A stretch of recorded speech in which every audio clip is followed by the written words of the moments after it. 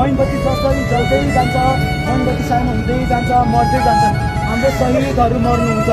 तर हाम्रो दियोले चाहिँ के गर्छ भने जसरी मर्दै जान्छ जब हामी तेल खनाउँदै जान्छौँ तब दियो बल्दै जान्छ, कहिले मर्दैन। जबसम्म हामी तेल खनाउँदै जान्छौँ त्यसको मतलब हामी तेल खनाउँदै जान्छौँ मतलब हामीले शरीरहरूलाई बिर्सिनु हुँदैन।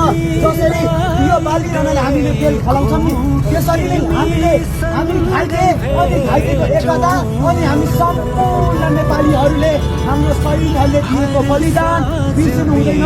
जसरी तेल खनाउँछौँ हामी सरकारसँग खनिदिन्छौँ, जसरी तेल खनाउँछौँ विद्रोह गर्ने, जसरी हामी तेल खनाउँछौँ जसरी हाम्रो देशको विपक्ष देशको विपक्षमा अब हामी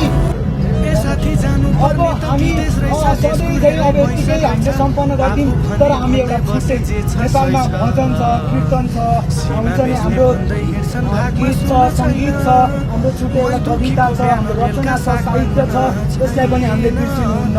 र यसकै कारणमा देशभक्तिको लागि हामीसँग कविता वाचन गर्न हाम्रो कलाकार प्रकाश आउँदै हुनुहुन्छ, न त नाम लिन नहुने हो जेन्जी भन्नु। पैसा नभए साथी रहन्छ जिन्दगी।